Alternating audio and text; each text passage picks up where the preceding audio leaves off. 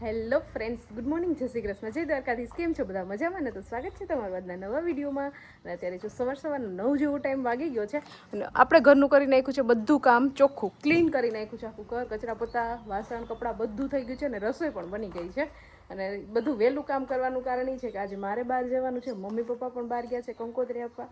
અત્યારે ખાલી દિત્યા અને મારો ભાઈ બે જ ઘરે રહેવાના છે, એટલે એ લોકોની રસોઈ બનાવીને પણ મારે જવાનું છે. કેમ કે મારે પણ થોડું ઘણું મારું પર્સનલ બધી વસ્તુ લેવાની છે, તો એ બધી હું લઈ આવું. અને બેનને જો આપણે કાલે બધું કર્યાવર ને બધું તમને બતાવી દીધું અને બધા માણસોની બહુ મસ્ત મસ્ત કોમેન્ટ્સ પણ આવી અને તમને બધા એની ગમ્યું અમારી જે શોપિંગ કરી હતી એ બધી. અને મારી બેન પણ જો એ જતી રહી છે, એને જોબનો આજથી રૂટીન ચાલુ થઈ જતું હતું, એટલે સાંજે એ નીકળી ગઈ છે, સવારમાં પહોંચી પણ ગઈ છે. અને ભાઈને પણ આજે વયું જવાનું છે, પછી અમે 1-2 દિવસ છીએ, બાકી અમે પણ પછી જતા રહીશું ને પછી પાછા બધા થોડાક દિવસ પછી મેરેજમાં ભેગા થશું. તો અત્યારે મારે થોડુંક લેટ થાય છે અને આગળથી મારી એક ફ્રેન્ડ પણ આવે છે મારી સાથે, તો અમે બંને જઈએ છીએ અત્યારે જૂનાગઢમાં શોપિંગ કરવા માટે. તો ચાલો ફટાફટ છે ને, રેડી તો હું થઈ જ ગઈ છું, રથ રેડી કરી લઉં. અને દિત્યા હજી સૂતી છે તો એને આપણે સુવા દઈશું, કેમ કે મોડી સૂતી હતી અને એને લઈ નથી જાવી તડકાની હેરાન કરવા માટે. એટલે એ મામો અને ભાણેજ બંને ઘરે રહેશે અને હું જઈ આવું ફટાફટ અને પાછી આવી જાઉં ઘરે ફટાફટ. ચાલો તો ફાઇનલી જો આપણે જૂનાગઢ શોપિંગ કરવા પહોંચી ગયા છીએ. હું કહેતી હતી ને કે આગળ મારી સાથે મારી ફ્રેન્ડ પણ આવવાની છે, તો અત્યારે મારી ફ્રેન્ડ પણ આવી ગયા છે. અમે બંને છે ને 2-3 દુકાનો તો રખડી લીધી છે, કે ખરીદી નથી કરી, કે સેટિંગ નથી આવતું. હા, અમારે જેવું જોતું છે ને એવું અમને મળતું નથી ને. અહીંયા તમને ટ્રાફિકનો પણ અવાજ આવતો હશે. રખડી અને તડકો પણ જોરદાર છે. જો સામે ગિરનાર દેખાય છે ને, અત્યારે બહુ ગરમ થયો છે, એટલે અમે બે છે ને અત્યારે રસ પીવા આવ્યું છીએ. શોપિંગ નો થઈ નહીં પણ ખાઈ પી લેવાનું. હા, રસ પી લઈ, ઠંડો રસ પી લઈને થોડાક ઠંડા થઈ જાય ને પછી આગળ જાય. ચાલો તો અત્યારે છે ને 5 જેવો ટાઈમ વાગી ગયો છે ને આપણે છે ને બપોરે 3 વાગ્યાની આસપાસ ઘરે આવી ગયા હતા. અને આવીને એટલો તડકો લાગ્યો હતો ને કે જેવું તેવું જઈમાં અને પછી સીધું સુઈ જ ગઈ. તેને અત્યારે ઉઠી અને બસ જો મમ્મી પપ્પા ગયા છે કંકોત્રી દેવા, તો એ પણ નથી આવ્યા અને આપણે આરામ કરી લીધો છે. થોડું ઘણું રોંઢાનું કામ છે તો એ કરશું.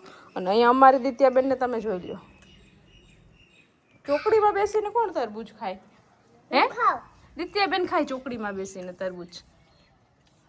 અને તરબૂચ ખાવાની એની સ્ટાઇલ જોઈ લો, આખું તરબૂચનું મોટું ફાડું લીધું અને એમાં ચમચી લગાવીને તરબૂચ ખાય છે, જ્યુસ કાઢીને. કા આવી રીતે તરબૂચ ખાવાની મજા આવે તને?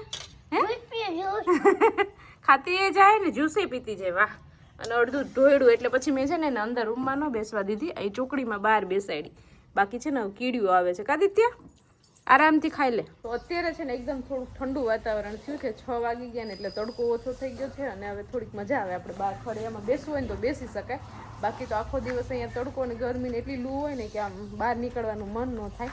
અંદર એસી ચાલુ કરીને રૂમમાં દિત્યાબેન રમતા હોય. એટલે અત્યારે દિત્યાબેન બહાર નીકળ્યા છે રમવા માટે. અહીંયા ખાટલો ઢાળીને બેઠા છે. અને શું રમો છો તમે બેન? ડોક્ટર કાલે જ નવા રમકડા લીધા હતા. ઓ, તો દિત્યાબેન જો અહીંયા બધા એને ડોક્ટર સેટ 2 તો ભાંગી નાખ્યા. આપણી ઘરે તો છે ડોક્ટર સેટ.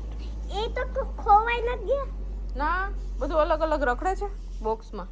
નહીં, એ ટાકે નથી આપણી ઘર, એની પાછળ વહી ગયા. એટલે પાછા જોઈને માસીએ છે ને એને લઈ દીધા છે. ધરાદિત્યા એ લેવડાવ્યા છે એની માસી આગળ, બાકી હું તો ન લઈ દઉં. કા મમ્મી અહીંયા તને ચેક કરી દઉં. મને ચેક કરી દે. ક્યાં ચેક કરી દેજી, મને શું થયું છે? લો શ્વાસ લે.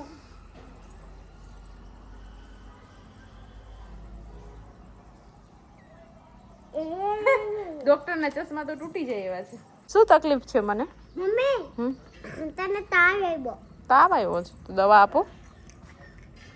સવાર બપોર સાંજ 2 દવા ખાવાની આવી. ઓકે, ચાલો. મોટી દવા આપી છે આ તો. ના, આ તો મીઠી હોય ને, આ જરાક મીઠી હોય, જરાક કડવી. ઓકે, ચાલો. પી જાશો એટલે સારું થઈ જશે ને. તમને ઉધરસ થાય ને આલ્યો બાફલો. કફ થઈ ગયો છે ડોક્ટર, એટલે આમાંથી શ્વાસ ઓલું આપણે લઈએ ને, સ્ટીમ લઈએ એટલે સારું થઈ જાય ને. તમારે જે કયું છે આવું છે કે? હા, એવું લેવાનું. હો. ચલો તો અત્યારે સાંજ પડી ગઈ છે અને આપણે જો અત્યારે હું અને દિત્ય જ છીએ અને ભાઈને પણ વયું જવાનું છે. મમ્મી પપ્પા કંકોત્રી આપવા ગયા તો એ લોકો પણ હજી નથી આવ્યા. તો અહીંયા ઠેલા ભરીને ભાઈ પણ તૈયાર થઈ ગયા છે, જતું રહેવું છે. આવો પાછું સીધા લગનમાં. 2 દિવસ બધા ભેગા થયા હતા, કામ હતું એટલે પછી બધા વયા ગયા. કાલે બેન વહી ગયા, આજે ભાઈ જવાનું છે અને પછી 1-2 દિવસમાં અમે પણ જતા રહીશું. બધા પોતપોતાના ઘરે જતા રહેશે અને થોડાક જ દિવસોમાં પાછા બધા ભેગા થશે લગ્ન માટે. કા બસ આવી જવાની છે હમણાં એટલે બધું સામાન ને હા લઈ લીધું હમણાં છે. આવી જશે બસ. થોડીક જ વારમાં જો બસનો કોલે આવી ગયો છે એટલે બધી તૈયારી ફૂલ છે અને મમ્મી પપ્પા પણ હજી આવ્યા નથી રસ્તામાં છે એટલે એ લોકો પણ હમણાં પહોંચી જશે એટલે ભાઈને આપણે છે ને અહીંયા અમારા ઘરથી નજીક જ આવે છે બસ તો ત્યાં સુધી આપણે મૂકી આવીએ. ચાલો તો જો ભાઈની બસ આવી ગઈ ને અમારું ઘર છે ને અહીંયા નજીક જ છે એટલે ફટાફટ આગળ પહોંચી જશું. 2 મિનિટમાં તો આપણે બસની આગળ પહોંચી જઈએ. ઘર આંગણે જ બસ આવે એટલે કાંઈ ટેન્શન છે નહીં.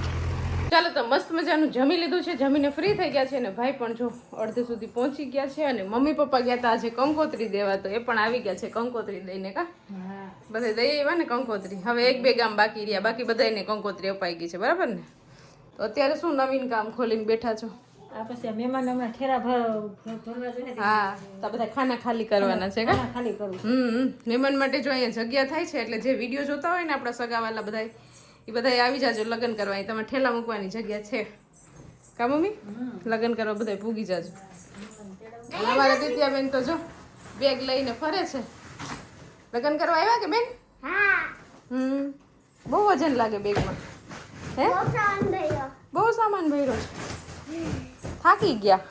આજુ અહીંયા સામાન છે. હા આખામાં સામાન જ છે. ચાલો મમ્મીને આપણે થોડી ઘણી હેલ્પ કરવા લાગીએ ને એટલે ફટાફટ કામ થઈ જાય. કેમ કે એ લોકો આજે છે ને કંકોત્રી દેવા દૂર ગામમાં ગયા હતા એટલે પછી થાકી ગયા છે એટલે વહેલું સૂઈ જવાનું છે. ચાલો તો ફાઇનલી અત્યારે ઘડિયાળમાં 12 જેવો ટાઈમ વાગી ગયો છે અને થોડું ઘણું કામ આપણે કરતા હતા ને ખાના ખાલી કરવાનું એ થોડુંક થયું છે ને હજી થોડુંક છે ને બાકી રાખ્યું છે. આવતીકાલે કરશું કેમ કે મમ્મી પપ્પા આજે છે ને કંકોત્રી દેવા ગયા હતા તો સાવ થાકી ગયા છે. તો જો મમ્મીને લોકો બધા સૂઈ ગયા છે ને હું ને દિત્યાબેનને જાગીએ છીએ એટલે અમારે હવે સૂઈ જવું છે પણ અમારે દિત્યાબેનનું ખાવાનું જ પૂરું નથી થતું. અત્યારે જો એને ભૂખ લાગી છે કા દિત્યાબેન નાસ્તો લઈને બેઠા છે તો એ નાસ્તો કરી લે ને પછી સૂઈ જાય અને આ વિડીયોને અહીંયા એન્ડ કરી દઈએ. તો તમને આજનો મારો આ વિડીયો કેવો લાગ્યો કોમેન્ટ કરજો, લાઈક કરજો, શેર કરજો અને જો ચેનલમાં ન હોય તો સબસ્ક્રાઈબ કરજો. આવતીકાલે મળીશું નવા વિડીયો સાથે. ત્યાં સુધી બાય, ગુડ નાઇટ.